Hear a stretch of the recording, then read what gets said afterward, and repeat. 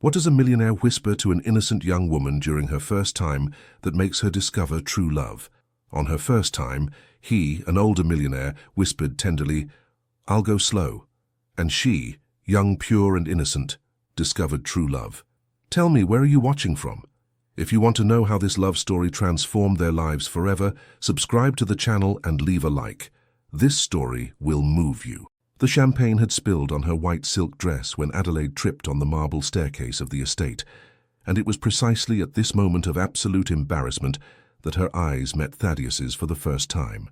He, a 46-year-old wine magnate, with perfectly combed greying hair and calloused hands that told the story of a life built from nothing among the hills of Sonoma Valley, stood at the top of the staircase like an imposing figure, but his eyes revealed an unexpected gentleness that made her completely forget the stain on her dress.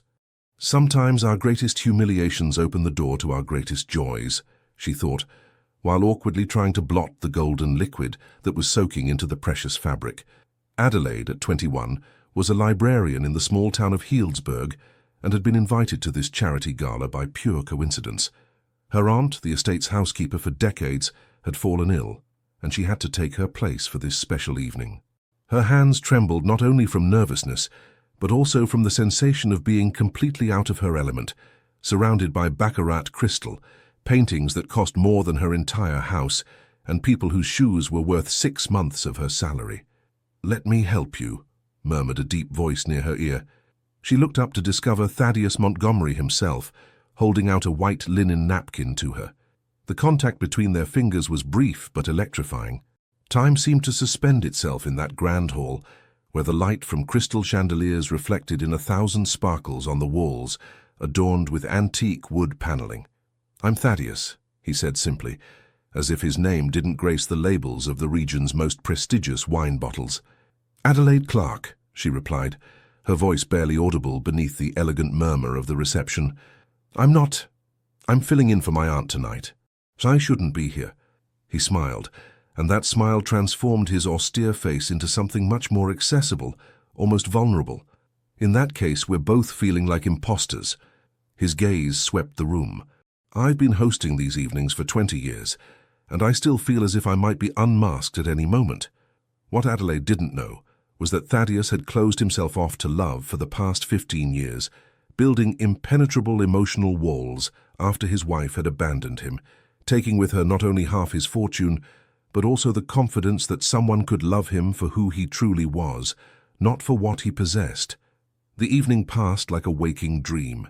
While the richly attired guests wandered with their champagne flutes, Thaddeus and Adelaide found themselves, as if by magic, conversing in a secluded corner of the terrace, under a starry sky that seemed to have been orchestrated especially for them. The heady scent of climbing roses mingled with the cool evening air, creating an almost unreal atmosphere. "Books are my best friends," she confided in response to a question about her passion for literature. "They never judge you.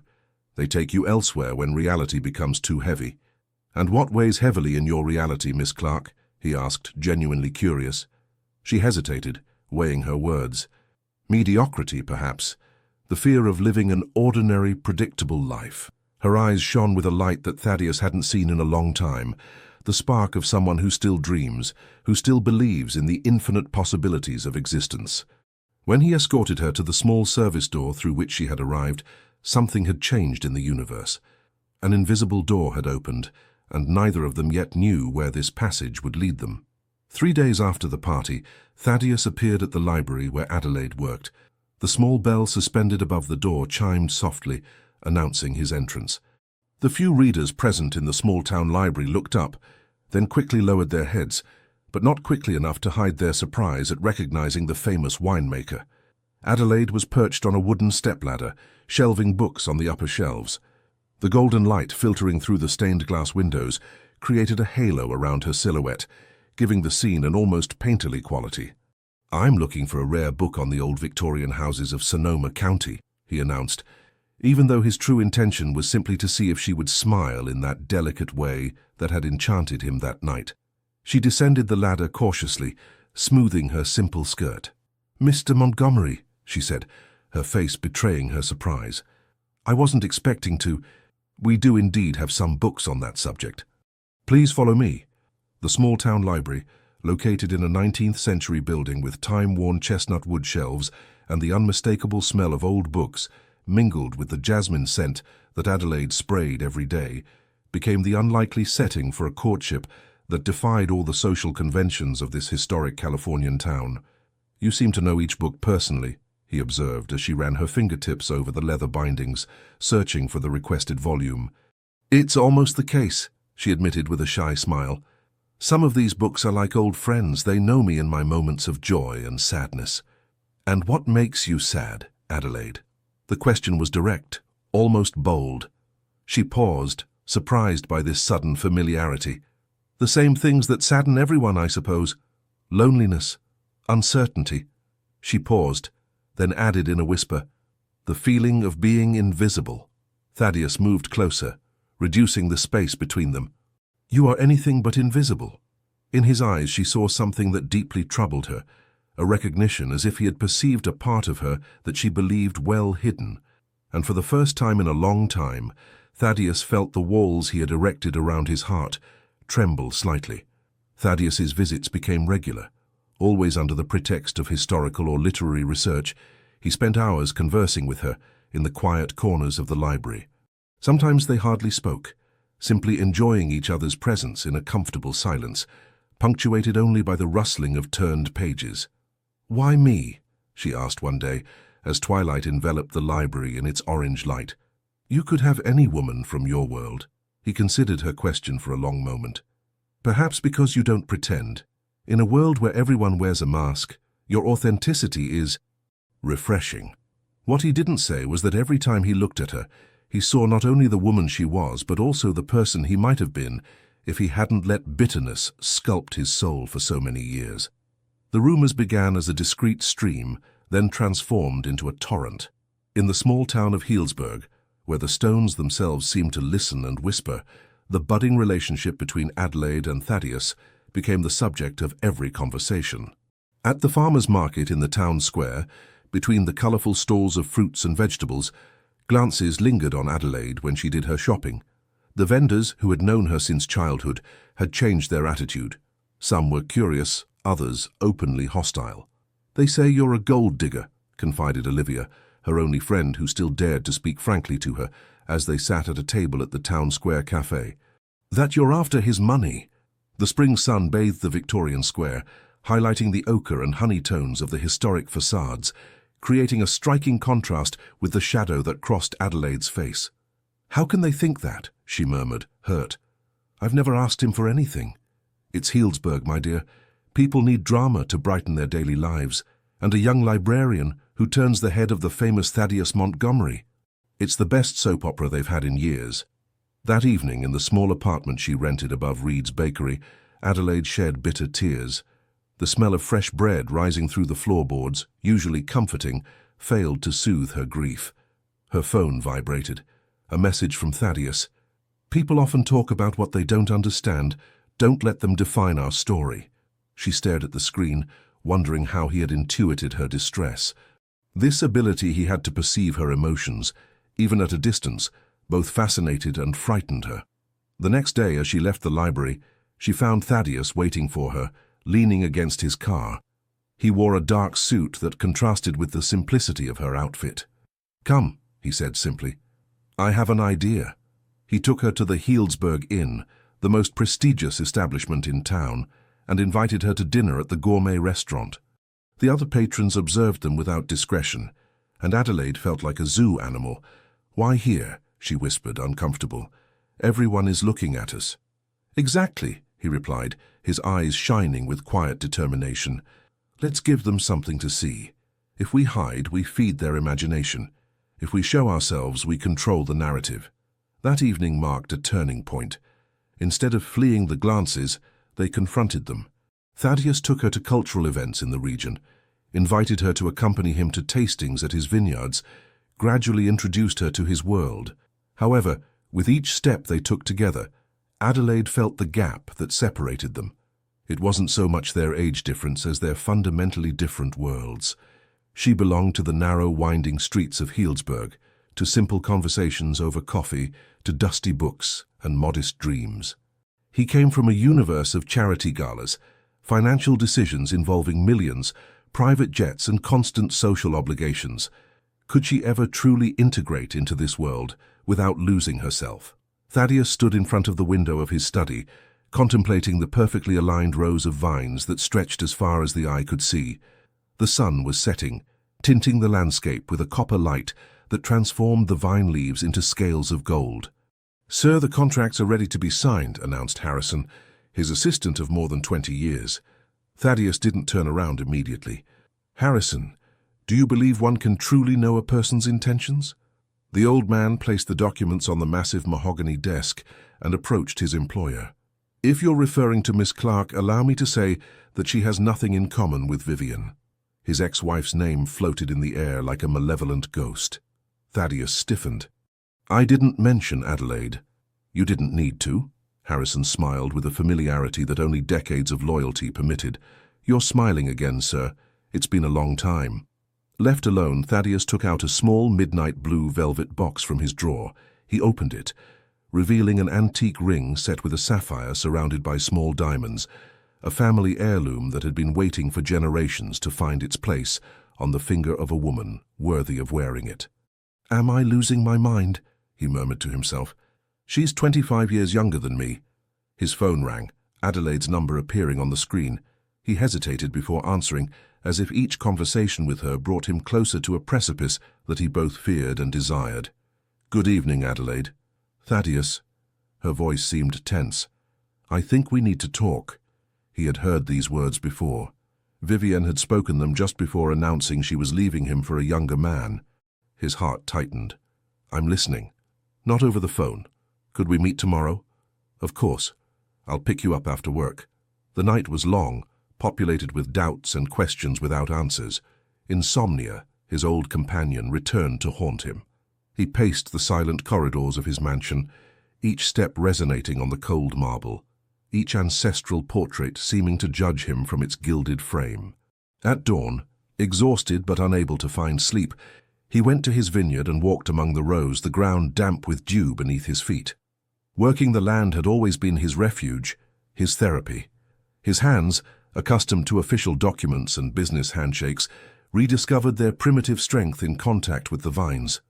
When Adelaide saw him that evening, she was struck by the dark circles under his eyes and the visible tension in his posture.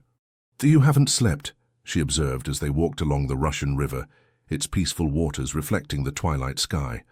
"I was afraid of what you were going to tell me." She stopped, surprised. "You thought I was going to break up with you? Isn't that what women do when they say we need to talk?" A sad smile formed on her lips. "I wanted to talk to you about what people are saying, the rumors. The fact that even my mother thinks I'm with you for your money." They sat on a bench facing the river.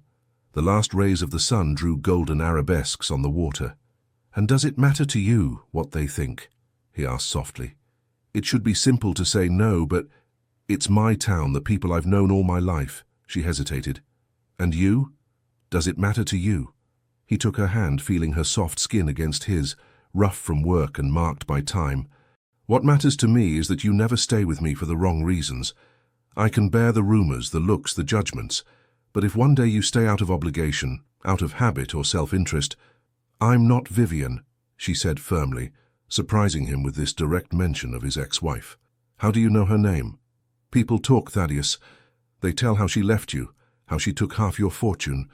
They wonder if you're with me because I'm too young and naive to do the same to you." The twilight darkened around them, like a curtain closing on a scene too intimate to be exposed to the light. "I'm with you because you remind me what it's like to be alive," he finally confessed. "Because after years of feeling like a ghost in my own existence, I see myself again in your eyes." She rested her head against his shoulder, and for the first time since the beginning of their relationship, Thaddeus felt they had crossed an invisible boundary together, passing from the uncertain territory of possibilities to the more concrete but equally frightening one of true commitments. "My father was a blacksmith," revealed Thaddeus one summer morning as they ate breakfast on the estate's terrace, overlooking the undulating vineyards. The sky was such an intense blue it seemed almost unreal, and a light breeze made the white linen tablecloths dance. Adelaide looked up from her plate, surprised. "I thought you were born into this world." all this. Her gesture encompassed the luxurious property, the perfectly maintained gardens, the discreet staff who attended to their comfort. A melancholy smile formed on Thaddeus's lips. I grew up in a simple house in Healdsburg, on Oak Street. My father forged tools for farmers and sometimes decorative objects for tourists. My mother sold homemade jams at the market. This revelation changed everything. Suddenly Adelaide understood why, despite his fortune, he sometimes seemed uncomfortable at society gatherings, why his hands bore calluses no businessman should have, why he knew the names of local craftsmen and addressed the estate staff with genuine respect. "How did you go from there to all this?" she asked, genuinely curious. "Work, luck, stubbornness." He paused, his gaze lost in the distance. "And many sacrifices." That day he took her to the old town of Healdsburg, but not as a tourist or a wealthy owner coming to shop. He guided her through the streets he had known since childhood, showing her the small house where he had grown up, now transformed into a souvenir shop. His father's forge, now a gourmet restaurant, the school where he had learned to read, the street corner where he had kissed a girl for the first time. The discovery that they shared the same childhood memories, Reed's cinnamon rolls, the 4th of July parades winding up the steep streets, the aroma of barbecue wafting from family restaurants at 2 in the afternoon, created an unexpected connection that transcended social differences. "See that fountain?" he said, pointing to a stone structure in the middle of a small shaded plaza. "I threw hundreds of coins in there making the same wish." Which was? To leave Healdsburg. To be somebody. He laughed softly, a laugh tinged with irony. And now I'd give anything to recapture the simplicity of those days. It was at that precise moment, in that sun-drenched town, that Adelaide made her decision, not under the effect of a blinding passion or a calculated interest, but in the deep recognition of a soul that, despite appearances, spoke the same language as her own. The next day, she handed in her resignation letter at the town library. The director, Mrs. Bennett, read it with an inscrutable expression. "Are you sure about this, my dear?" she asked, her glasses perched on the tip of her nose. "Once you leave this world for his, it will be difficult to come back." Adelaide thought of the books that had been her faithful companions all these years, of the regular readers she knew by first name, of the modest but real security this job provided her. "I'm not leaving one world for another," she replied with an assurance that surprised herself. "I'm creating a new world with him." When she announced her decision to Thaddeus, he stared at her for a long time, as if trying to read into the depths of her soul. "I never asked you to give up your life for me." "I'm not doing it for you," she affirmed. "I'm doing it for us, for what we could build together." That night in the private library of the estate, a room he had specially arranged for her, with 18th-century wood paneling, cordovan leather armchairs, and a fireplace, he made love to her for the first time. The crackling fire cast dancing shadows on their entwined bodies, and the old books seemed to be silent witnesses to a union that went beyond simple physical desire. "I love you," he murmured against her skin, the words escaping him as if they had been held prisoner for too long.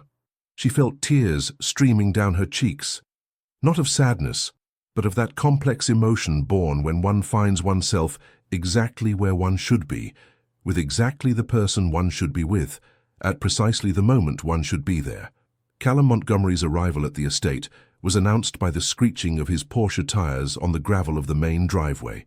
Adelaide, who was reading quietly on the terrace, felt an unpleasant shiver run down her spine at the sight of this man she had never met but of whom she had heard so much. Thaddeus's younger brother descended from the car, with the ease of a man accustomed to the world adapting to him, rather than vice versa.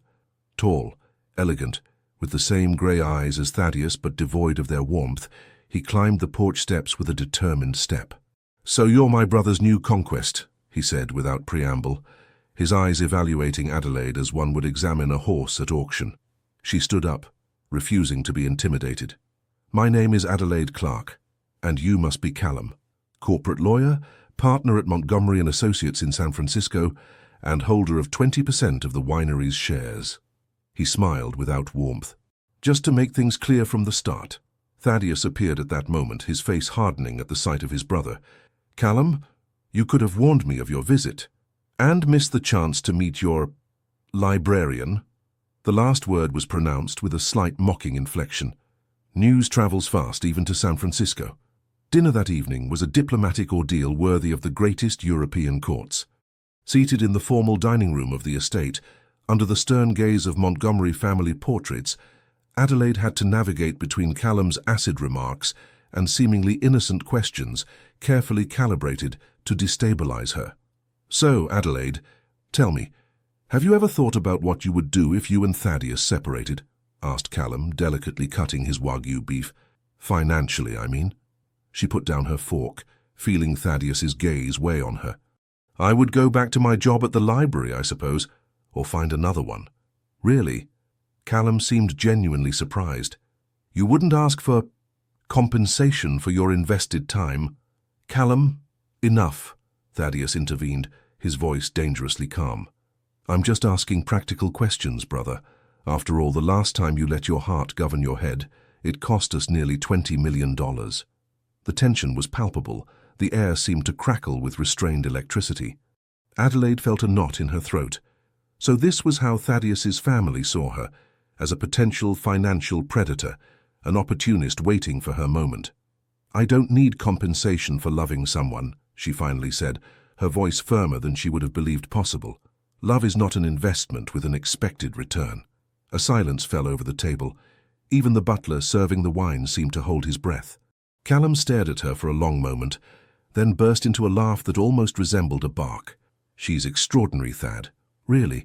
Either she's the best actress I've ever met, or she's sincere. And in that case, I worry for her naivety." Later that night, as Thaddeus slept beside her, Adelaide remained awake, contemplating the shadows dancing on the ceiling. Callum's visit had brought up doubts she thought she had overcome. Was she really in her place in this world? Would she ever be accepted by Thaddeus's family, by his social circle, by the people who mattered in his life? The next morning, looking for a pen in Thaddeus's study to leave a message before going shopping in town, she came across a pile of documents. Her name appeared on them as well as her mother's. They were payment receipts addressed to the Sonoma Valley Hospital, covering the entirety of her mother's heart surgery medical expenses, a sum that would have represented decades of repayment for their family. With trembling hands, she sat heavily in the leather chair.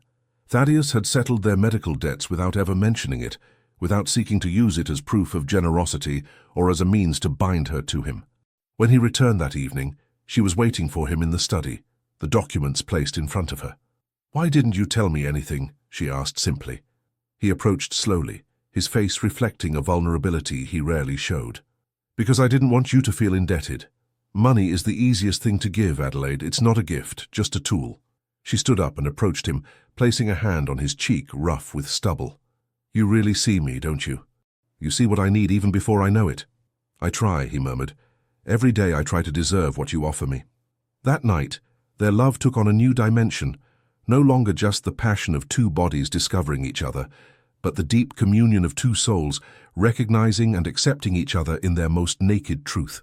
The coastal Oregon house stood proudly on a cliff overlooking the Pacific, its ochre walls standing out against the deep blue of the sea.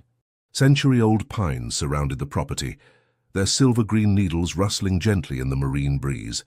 Adelaide contemplated the landscape from the terrace, her eyes marveling at the immensity of the horizon. She had never traveled beyond the borders of California, and this first escape from her native region took on the appearance of an extraordinary adventure. "It's as if the sky and the sea were playing at blending together," she murmured, more to herself than to Thaddeus, who had just joined her, 2 glasses of local white wine in hand. "That's why I love this place so much," he said, handing her a glass. "Here, the boundaries fade away. You can't quite tell where the earth ends and the sky begins, like their own boundaries that had gradually erased over the past few months." Since the confrontation with Callum and the discovery of Thaddeus's secret generosity, their relationship had acquired a new depth. Adelaide had permanently moved into the estate, learning day by day to navigate this world of privilege and responsibility that was now also hers. "Tomorrow I'll take you to a small fishing village I discovered years ago," promised Thaddeus, his arm encircling her slender waist. "Tourists don't know about it.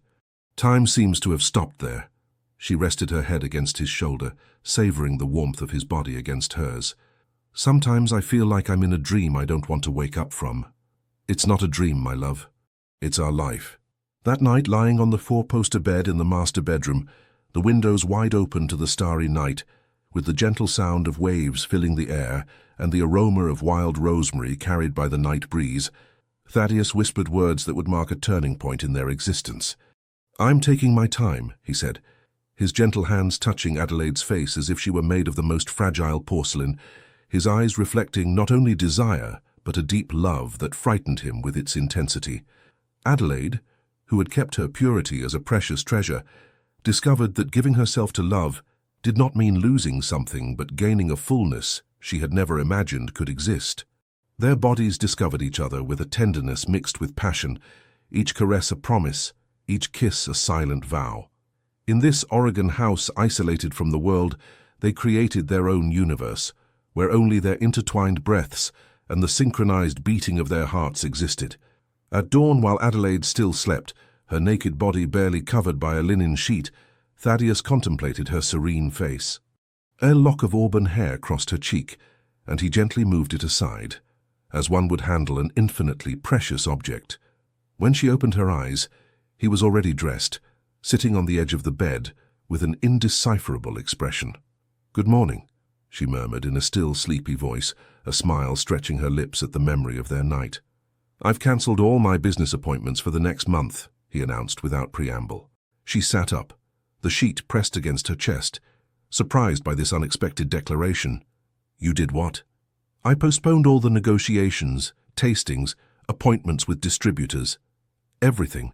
For a man who hadn't taken a vacation in 15 years, who checked his emails at all hours of the day and night, who participated in conference calls even during their dinners, this decision almost equated to a personal revolution." "Why?" she asked simply. He took her hand, tracing the contours of her palm with his thumb. "Because what we're building is more important than everything else. I want to be present, fully present, for every moment." That month in Oregon became an enchanted parenthesis in their story. They explored secret coves accessible only by boat, dined in family restaurants where grandmothers still cooked as they had in the last century, spent hours talking under the stars, making love to the sound of waves, discovering every corner of their bodies and souls. For Adelaide it was a revelation, not only on the physical plane but also on the emotional one. She discovered a different Thaddeus, away from the constraints and expectations of his world, a man who laughed more easily, who spoke openly about his childhood dreams, who sometimes fell asleep in full sun on the beach, vulnerable and abandoned as she had never seen him. For Thaddeus, it was a rebirth. Each day spent with Adelaide erased a bit more of the scars left by years of solitude and mistrust. He was relearning to trust, to let go, to believe in the possibility of happiness without shadow. On the last evening of their stay, as they dined on the terrace under a sky strewn with stars, Thaddeus handed her a small velvet box. "It's not what you think," he said, seeing her eyes widen. "Not yet. It's a promise." Inside was a white gold bracelet, adorned with a single sapphire that recalled the color of the Oregon Sea. "So you'll always remember these days," he murmured, attaching the jewel to her wrist. "What we've been here, what we can be together." She caressed the sapphire with her fingertips, moved by this gesture and by all it represented. "I don't need a jewel to remember. These moments are engraved in me." "I know." He smiled, his eyes reflecting the candlelight. "But I wanted you to have something tangible, an anchor for when reality catches up with us." For they both knew that their Oregon idyll was coming to an end. That soon, they would have to return to Healdsburg, face again the looks, the judgments, the obligations. That their love, as solid as it was in the isolation of this house, would be tested by daily life and its countless challenges. The estate seemed more imposing than Adelaide remembered, its stone towers standing out against the autumn sky. After the sunny simplicity of Oregon, this return to the splendor of the Montgomery estate created a strange feeling in her, a mix of familiarity and foreignness. "Welcome home, Miss Adelaide," greeted Harrison the butler, with a formality tinged with sincere affection. In a few months she had earned the respect of the staff, not through authority, but through her natural kindness and her refusal of unnecessary privileges. Routine quickly reclaimed its rights. Thaddeus, despite his Oregon resolutions, was sucked into the urgencies that had accumulated during his absence. Adelaide's days, for their part, suddenly seemed strangely empty without her work at the library. One morning, As she was having coffee on the terrace, absently leafing through a magazine, she was struck by a disturbing realization. She no longer had her own identity. She had become Thaddeus Montgomery's companion, an appendage of his prestigious life, but had ceased to be Adelaide Clarke, the literature enthusiast with modest but personal ambitions. This awareness deeply troubled her. She loved Thaddeus with all her soul, but could she be content to exist solely through him? Didn't she need a purpose, a project, a reason for being that belonged to her? That evening she broached the subject with him as they dined in the kitchen, an informal habit they had developed to escape the solemnity of the dining room. "I feel useless," she confessed, nervously playing with her wine glass. "You have your vines, your business, your responsibilities. I wait for you to come home." Thaddeus set down his fork, watching her carefully. "Do you regret leaving the library?" "No, I don't know," she sighed, searching for the right words. "I think I need to feel necessary, to contribute to something." "You are necessary to me," he responded gently. "That's not enough." The words came out harder than she had intended. "I love you, Thaddeus, but I can't build my entire existence around yours." A silence settled, heavy with unspoken words and worries. Adelaide feared she had hurt Thaddeus, but to her great surprise she saw a smile slowly form on his face. "I've been waiting for you to say that," he admitted. "I was wondering how long it would take you to realize that you deserve more than being simply my companion." The next day, he took her to visit a small stone building in the historic center of Healdsburg, just steps from the church. The place, once an antique shop, had been vacant for months. "What do you think?" he asked as she explored the space, admiring the exposed beams and the arched windows that let in a golden light. "It's magnificent, but why are you showing me this place?" "Because I think it would make a perfect specialized bookstore." He approached, visibly enthusiastic. "You told me once that your dream was to open a bookstore dedicated to rare books and rare editions. This place could be yours." Adelaide was speechless, touched that he remembered this confidence made months ago, during one of their first conversations at the town library. "I can't accept. It would be too—" "It's not a gift," he interrupted. "It's an investment. In your talent, in your passion. You'll manage this place as you see fit. You'll be the legal owner. I'll just be a silent investor." This proposal awakened in her an excitement she hadn't felt in a long time. Creating her own cultural space, sharing her passion for rare books, organizing readings and literary meetings. It was a dream she had almost forgotten in the whirlwind of her new life. Yet a doubt persisted. "People will say I got all this only thanks to you." "So what?" Thaddeus shrugged. "We both know that's not the case. You have the knowledge, the passion, the determination. Money is just a practical detail." The following weeks were dedicated to transforming the old shop into an elegant and welcoming bookstore. Adelaide invested heart and soul in this project, personally selecting each book, designing the interior, creating an atmosphere that would reflect her personality and vision. The opening of The Turned Page was a discreet but real success. The inhabitants of Healdsburg, initially skeptical, were won over by the authenticity of her approach and the quality of her selection. Little by little, the bookstore became a meeting place for literature lovers in the region, a space where Adelaide could fully express her passion and expertise. This new independence subtly transformed her relationship with Thaddeus. Their conversations were enriched by their separate experiences. Their evening reunions gained in intensity after days spent each in their own universe. However, despite this apparent new balance, a worry persisted in Adelaide's heart. As if such perfect happiness could only be temporary, as if something or someone would inevitably come to disturb this hard-won harmony. She didn't yet know how right her intuition was. The woman who pushed open the door of The Turned Page on a rainy Tuesday afternoon looked nothing like what Adelaide had imagined. Tall, elegant, with ash-blonde hair cut in a bob and glacier blue eyes, she exuded a quiet confidence that seemed almost insolent. "You're Adelaide Clarke, aren't you?" she asked without preamble, removing her leather gloves with a precise gesture. Adelaide, who was arranging newly arrived books, felt a shiver run down her spine. She had never seen this woman, but something in her voice, in her posture, aroused a sense of alarm in her. "Yes, I am. How can I help you?" An enigmatic smile stretched the perfectly made-up lips of the stranger. My name is Vivian Harrington, formerly Montgomery. Time seemed to freeze. Adelaide instinctively clutched the book she was holding against her chest, like a flimsy shield. Vivian, Thaddeus's ex-wife, the one who had left him, broken him, whose shadow still sometimes hovered over their moments of happiness. I understand your surprise, continued Vivian, surveying the bookstore with genuine curiosity. I would probably have the same reaction in your place. What do you want?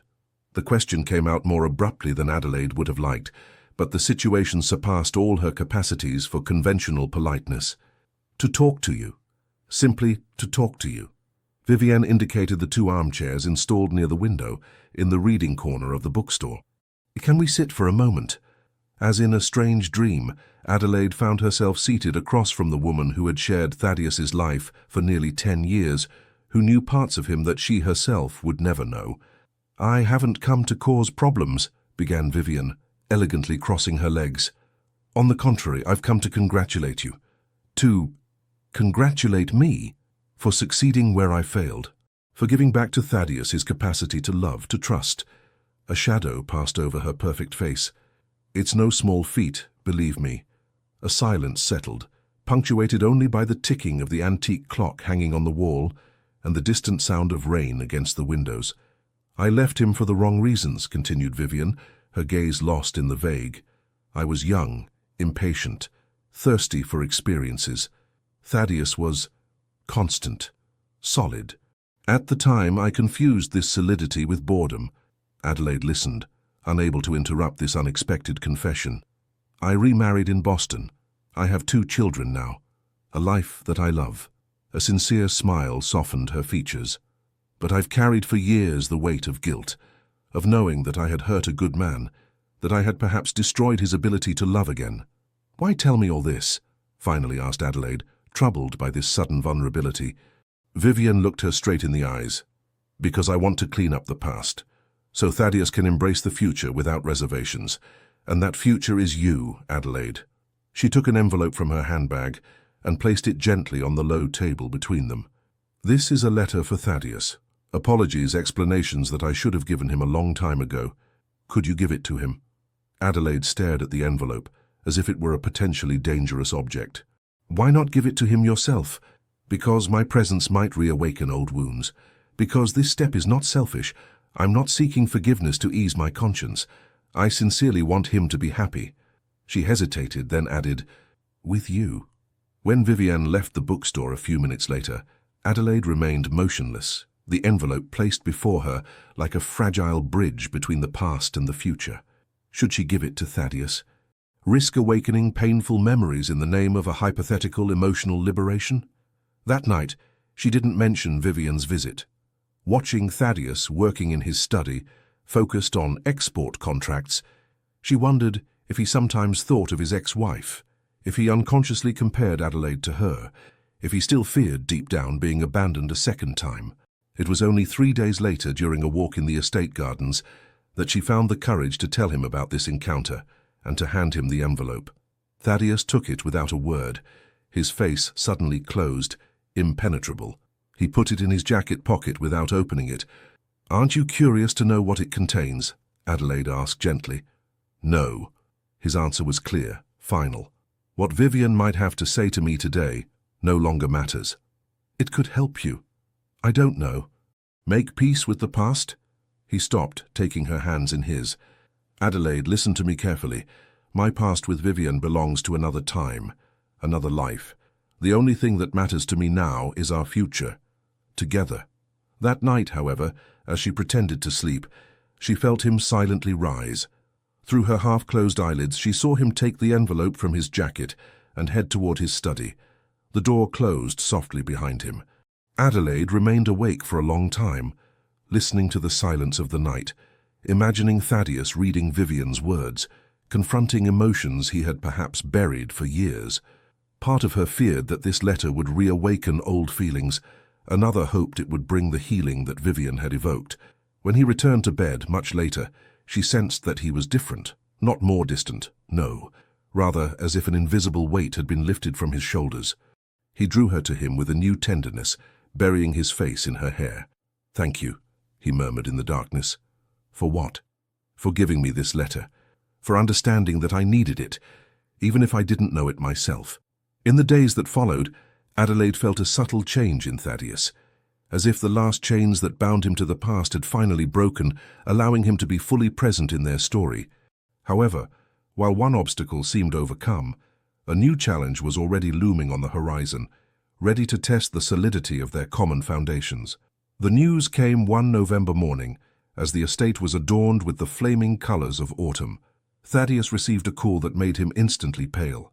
He isolated himself in his study for hours, chaining telephone conversations, his voice sometimes controlled, sometimes vibrant with contained anger. When he finally emerged, his face bore the marks of a fatigue that even the most skillful social mask could not conceal.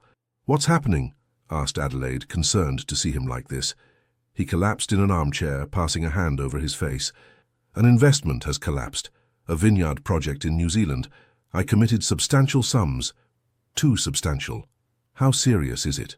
He looked up at her with a gaze that revealed a vulnerability he rarely showed. "Enough to threaten a significant part of our production here. The banks are talking about recalling certain loans. If they do, we could lose the southern parcels, the ones that produce our best wine." This revelation hit Adelaide like a physical blow. She knew that these lands represented far more than a financial asset for Thaddeus. They were the legacy he had built from nothing, the tangible symbol of his rise from the modest streets of Healdsburg to the summit of the American wine world. The following days were tense, punctuated by meetings with bankers, lawyers, accountants. Thaddeus spent his nights searching for solutions, alternatives, ways to save what he had spent a lifetime building. Adelaide felt helpless in the face of this financial storm, whose complex mechanisms she barely understood. This world of figures, contracts, and high-tension negotiations seemed inaccessible to her, and for the first time in a long time, she painfully felt the gap between their respective universes. One evening, while Thaddeus was in San Francisco for a final attempt at negotiation with his creditors, she sat alone in the estate's library. The rare editions of Hemingway and Fitzgerald seemed to look at her in silence, mute witnesses to her inner torment. An idea had been germinating in her for days, perhaps a crazy idea, but one that continued to impose itself as an evidence. She knew what she had to do. The next day she went to the bank in Healdsburg, where she had opened her first account at the age of 16. The manager received her with polite curiosity. Thaddeus Montgomery's companion deserved this attention, even if she was the little librarian he had watched grow up. "I'd like to withdraw all my savings," she announced, without preamble. The man looked at her over his glasses, surprised. "All your savings, Miss Clark? It's a considerable sum for a cash withdrawal. May I ask the reason for this sudden need?" "Personal reasons," she replied simply. These savings represented 8 years of hard work, privations and meticulous saving. The money she had set aside to one day buy a small house in the surroundings of Healdsburg, to have a place truly her own, a security that no one could take away from her. When Thaddeus returned from San Francisco that evening, dejection was written on his features. The meeting had not brought the hoped-for results. The banks remained inflexible. "We have 3 weeks to find a solution," he said in a tired voice. "After that, the procedures will begin." Adelaide sat across from him, her face unusually solemn. Without a word, she placed a thick envelope on the table. "What's this?" he asked, intrigued. "Open it." Inside was a considerable sum of money, not enough to solve all the problems, but sufficient to gain precious time, to serve as a temporary guarantee with the most pressing creditors. "Adelaide!" His face expressed a mixture of astonishment and incredulity. I can't accept." "It's not a gift," she said firmly. "It's an investment in our common future. But it's all your savings, your house project." She took his hands in hers, feeling their slight trembling. "Thaddeus, you've offered me a home, not just a roof or walls, but a true home. This money is worth nothing compared to what we're building together." Thaddeus stared at her for a long time, and for the first time since she had known him, Adelaide saw tears shining in his grey eyes. Not tears of despair or gratitude, but something deeper, the absolute recognition of having found, after so many years of distrustful solitude, a true companion for all the seasons of life. "No one has ever," he began, his voice hoarse with emotion. She placed a finger on his lips. "I know." That night, their love took on a new dimension, Not the passionate abandon of their Oregon nights, nor the intimate tenderness of their evenings at the estate, but a communion that transcended words, bodies, time itself. Adelaide's gesture had not only provided a temporary financial respite, it had proven beyond any possible doubt that her feelings completely transcended material questions. This fear that had haunted Thaddeus since the beginning of their relationship. However, while this crisis seemed to have brought them closer, a new trial was already preparing, a trial that would test not their commitment to each other, but their common vision of the future. Spring was timidly announcing itself on the Montgomery estate.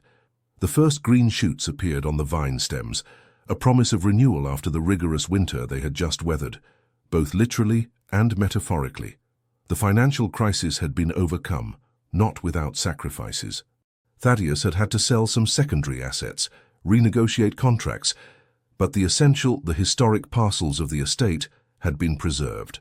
Adelaide's intervention had acted as a catalyst, giving Thaddeus the necessary time to restructure his finances and save the legacy he had built. Adelaide, for her part, had transformed her bookstore into a true cultural center of Healdsburg. Beyond rare books, she now organized readings, meetings with authors, writing workshops for children in the region. The Turned Page had become a vibrant place, recognized well beyond the borders of Sonoma County. That morning, Adelaide woke up with a strange sensation, a slight nausea, a vertigo when she stood up. She ignored it, attributing it to the accumulated fatigue of the past few weeks. But when the same discomfort repeated itself in the following days, accompanied by an unusual sensitivity and an inexplicable fatigue, an idea began to germinate in her mind. It couldn't be, or could it? Without saying anything to Thaddeus, she made an appointment with a doctor in Santa Rosa, preferring the discretion of a larger city to the inevitable gossip that would have spread in Healdsburg if she had consulted there. The diagnosis confirmed her suspicions. She was almost 8 weeks pregnant. At 22, she would give Thaddeus the child he had always dreamed of, but had never believed possible at this stage of his life. On the train that brought her back to Healdsburg, Adelaide contemplated the landscape passing by, lost in her thoughts. How to announce this news to Thaddeus? Would he be happy, worried, or both? And herself, was she ready to become a mother so young to assume this immense responsibility? She finally decided to organize a special dinner at the estate. She spent the afternoon preparing Thaddeus's favorite dishes with the discreet help of the cook, set the table in the small winter dining room, with candles and Thaddeus's favorite flowers, old roses from the garden. When he returned that evening, tired after a long day of negotiations with American distributors, surprise was evident on his face. "What's all this?" he asked, a curious smile on his lips. "A special evening, just for us." The dinner unfolded in a relaxed atmosphere, Adelaide listening to Thaddeus recount his day, sharing the latest news from the bookstore. It was only at dessert, a garden strawberry tart, that she finally found the courage to speak. "I have something to tell you," she began, her voice slightly trembling despite all her efforts to appear calm. Thaddeus set down his fork, suddenly attentive to the change in her tone. "I'm listening." She took a deep breath. "I'm pregnant." Time seemed to stop. Thaddeus remained perfectly still, his face fixed in an indecipherable expression. Then slowly his eyes lit up with a light she had never seen before, a mixture of pure joy, incredulity, and an emotion so deep that it seemed to transform him from within. We're going to—" He seemed unable to formulate a complete sentence. She nodded, her own eyes filling with tears. "Yes, we're going to have a baby." In an instant, he was by her side, kneeling near her chair, taking her hands in his. "Adelaide," his voice was hoarse with emotion. "It's the most beautiful gift you could give me." That evening, lying in their bed, Thaddeus gently placed his hand on Adelaide's still flat stomach, as if he feared breaking something infinitely precious. "I'm 46 years old," he murmured in the darkness. "I'll be an old father." She turned her face toward him, caressing his rough cheek. "You'll be a wonderful father, experienced, patient, wise." "I'm afraid," he confessed, with disarming honesty. Her afraid of not being up to it, of not having enough energy, of not being there long enough. Adelaide immediately understood his deepest fear, that of one day leaving a child without a father, too soon, because of their age difference. Our child will have the fortune of having a father who has lived, who has weathered storms and remained standing. A man who will know how to transmit not only a name or a legacy, but a vision of the world, an ethic, an inner strength. She took his hand, squeezing it with conviction. And you will be there, Thaddeus. We will be there, together, to see him grow. In the weeks that followed, the estate seemed to come alive with a new energy. An unused room on the first floor was transformed into a nursery, the walls repainted in soft tones, antique furniture lovingly restored. What struck Adelaide most was the change that occurred in Thaddeus. This man, usually so focused on his work, now spent hours reading books on parenting, discussing potential names, planning the future of this child, who was still just a promise. The age difference, which had concerned them so much at the beginning of their relationship, now seemed to have become the strength of their couple. Thaddeus's maturity perfectly complemented Adelaide's vitality, creating a perfect balance between wisdom and youthful enthusiasm. What had been perceived as an obstacle was now a precious advantage for the unborn child. One evening, as they talked in the garden, watching the sun set over the vineyards, Thaddeus made an unexpected proposal. "Marry me," he said simply, "not for the baby, but for us, because I can no longer imagine my life without you." His proposal had nothing grandiose or theatrical, just these simple words, pronounced with absolute sincerity. And it was precisely this simplicity that touched Adelaide deeply. "Yes," she replied without hesitation. For us. They had chosen simplicity, not a grand, lavish wedding, as might have been expected from the owner of one of the region's most prestigious wineries, not a sumptuous reception with hundreds of guests. Just an intimate ceremony at the Healdsburg Church, the very place where their paths had first crossed during that charity gala that now seemed to belong to another life. The church, with its ochre stones warmed by the June sun, its stained glass projecting multicolored shards onto the stone floor, welcomed a restricted assembly, but one carefully chosen, the faithful friends who had supported their relationship from the beginning, some members of the estate staff who had become almost family, Adelaide's mother who, despite her initial reluctance, had finally accepted this improbable son-in-law. Callum was there too, surprisingly sober and respectful. The financial crisis and the way Adelaide had supported his brother seemed to have modified his perception of the young woman. He remained distant, but his hostility had transformed into a form of reluctant respect. Adelaide had chosen a simple dress, empire cut, that elegantly concealed her slightly rounded belly of 4 months of pregnancy. Her auburn hair was adorned with a crown of fresh flowers, the same old roses, jasmine, and geraniums that Thaddeus cultivated in his secret garden in memory of his mother. When she walked up the central aisle on her uncle's arm, her father having died when she was a child, the gazes no longer expressed the unhealthy curiosity or judgment of the early days, but a sincere emotion at the evidence of this love that had overcome so many obstacles. Thaddeus awaited her before the altar, elegant in his dark suit, his eyes not leaving hers as she advanced toward him. In that gaze, she could read their entire story, the doubts, the struggles, the victories, and above all, this quiet certainty of having found, against all odds, exactly the person who made his soul complete. "We are gathered here today," began the minister, but Adelaide barely heard his words. She was entirely absorbed by Thaddeus's presence, by the warmth of his hand holding hers, by this deep connection that seemed to transcend words, rituals, time itself. When they exchanged their vows, their voices were clear and assured, carrying in the silent church the promise of a love that feared neither external judgments nor differences in age, class, or experience. "I promise to love and cherish you, in joy as in adversity, in wealth as in poverty, in health as in sickness, all the days of our life," said Thaddeus, his voice resonating with a sincerity that moved to tears even the most skeptical of the guests. When the minister declared them husband and wife, and their lips met in that first official kiss, Adelaide had the strange sensation that something had come full circle, as if this moment had always been destined to exist, as if all the trials, all the doubts had been only the necessary steps to arrive at this momentary perfection.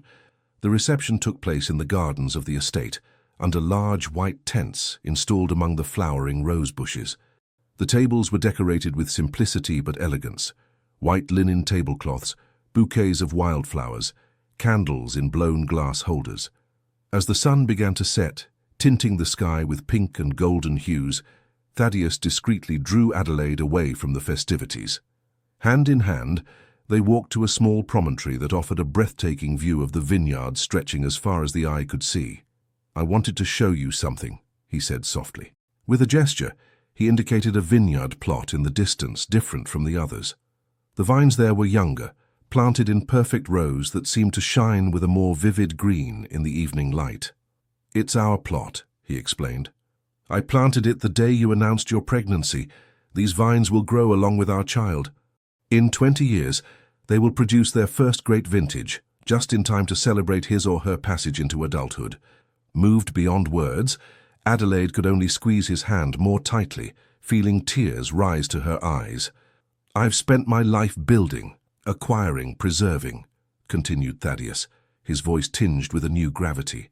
"But for the first time, I'm planting for a future that I may not see completely. These vines are my promise for our child, for our family. No matter what happens, a part of me, of us, will continue to grow here." In this simple but deeply symbolic gesture, Adelaide recognized Thaddeus's ultimate transformation, from the wounded and distrustful man he had become after his first romantic disappointment, to this being capable of projecting beyond himself, of investing without guarantee in a future he hoped for but could not control. As they rejoined their guests hand in hand, Adelaide realized that they were not just lovers or spouses, but truly best friends who had found in the other the half that completed their souls, proving that true love knows no barriers of age, social class, or any other convention that society tries to impose. Autumn had arrived at the Montgomery estate, adorning the vines with flamboyant tints before their winter rest. In the mansion, an atmosphere of feverish anticipation reigned. The term of Adelaide's pregnancy was approaching, transforming each day into a mixture of excitement and apprehension. Thaddeus, usually so self-possessed, displayed a touching nervousness. He had arranged for a room next to the nursery so that a midwife could stay at the estate for the last weeks. Renowned doctors from San Francisco were on alert, ready to intervene at the slightest sign. "You're transforming our home into a hospital," Adelaide gently teased him, amused by his meticulous preparations. "I just want everything to be perfect," he responded, checking for the umpteenth time the contents of the bag prepared for the maternity ward. She observed him with tenderness, touched by this vulnerability he showed only to her. This man who directed a wine empire with assurance, who made decisions involving millions of dollars without blinking, found himself disarmed in the face of the imminence of this new life they had created together. The bookstore continued to thrive under the temporary direction of Olivia, Adelaide's faithful friend, who had agreed to take the reins during her maternity leave. The Turned Page had become an essential place in Healdsburg's cultural life, now attracting authors and readers from all over the region. As for the Montgomery vineyards, they were experiencing a remarkable renewal. Having overcome the financial crisis, Thaddeus had reoriented his strategy, focusing on quality rather than expansion, favoring traditional methods and respect for terroir. This approach, combined with exceptional weather conditions, promised an exceptional vintage, the first since their marriage. One late October morning, as the first lights of dawn barely tinged the sky, Adelaide was awakened by a dull pain in her lower back. At first diffuse, then increasingly precise, spreading like a wave to her belly. "Thaddeus," she murmured, gently shaking her sleeping husband. "I think it's time." The hours that followed unfolded in a strange mixture of crystalline clarity and emotional fog. The arrival of the midwife, the calm but efficient preparations, then this ancient dance of life seeking to emerge, rhythmed by pain, determination, and a strength that Adelaide didn't suspect she possessed. Thaddeus remained by her side, unwavering, his apparent calm belying the storm of emotions raging within him. He whispered encouragements to her, wiped the sweat from her brow, endured without flinching her fingers gripping his with an almost desperate force during the most violent contractions. And then, after what seemed to be both an eternity and an instant, the first cry, fragile, indignant, perfect. A little girl with lungs visibly in perfect working order, with tiny fists clenched as if she were already ready to fight the whole world. "Victoria," murmured Adelaide, exhausted but radiant, as the midwife placed the newborn on her chest. "Her name will be Victoria." Thaddeus, his eyes shining with restrained tears, approved with a nod, unable to speak, so much emotion constricted his throat. This name, chosen together months before now, took on its full meaning. Victory over prejudices, over doubts, over the obstacles that had marked their path. The days following Victoria's birth transformed the mansion. Rooms once formal and imposing softened, animated by the baby's coos, by the comings and goings of visitors coming to pay their respects to the new Montgomery heir, by that indescribable atmosphere that only the presence of a new life can create. Callum himself, who had come specially from San Francisco for the occasion, seemed touched by the little girl. Awkwardly holding his niece in his arms, he showed a face that no one, not even Thaddeus, knew he possessed. Vulnerable, almost tender. "She has your eyes," he said to his brother. "And her intelligence," he added, looking at Adelaide with what almost resembled respect. One evening, as Victoria slept peacefully in her crib, Thaddeus joined Adelaide in their bedroom. He held a midnight blue velvet box that she immediately recognized, the same that had contained the bracelet offered in Oregon. "I have something for you. For both of you, actually." Inside was an antique ring, with a sapphire surrounded by small diamonds. A family heirloom that had been waiting for generations. "It's not simply a ring," explained Thaddeus as he slipped it onto Adelaide's finger. "It's the symbol of a legacy, of a continuity. My grandmother wore it all her life, then passed it to my mother, who made me promise to give it only to the woman who would be truly worthy of wearing it, to she who would give a new breath to our family." Adelaide contemplated the jewel in the soft light of the bedside lamp. The facets of the sapphire seemed to contain unfathomable depths, like the history of this family she had entered, not by calculation or chance, but through the force of a love that had defied all probabilities. "I've always been afraid that our age difference would be a problem," admitted Thaddeus, sitting near her on the edge of the bed. "That you would end up regretting having chosen a man who will age before you, who will perhaps leave you too soon." She placed a finger on his lips, gently interrupting him. "Our age difference has never been a problem. It's our strength. Your maturity complements my youth. Your experience balances my enthusiasm. We are exactly what the other needs." That night, held close together, listening to the regular breathing of their daughter in the nearby crib, they savored this moment of domestic perfection, this peace hard won after so many storms. However, even in this seemingly shadowless happiness, Adelaide sensed in Thaddeus a residual unease, as if a part of him still didn't dare to fully believe in the durability of their happiness. As if he were waiting, in spite of himself, for fate to come and claim its due for so much felicity. She didn't yet know that the true test of their love, the ultimate proof that would confirm the unshakable solidity of their bonds, awaited them just around the corner. 5 years had passed since Victoria's birth. The Montgomery estate, once imposing and somewhat austere, had transformed into a place vibrant with life and a child's laughter.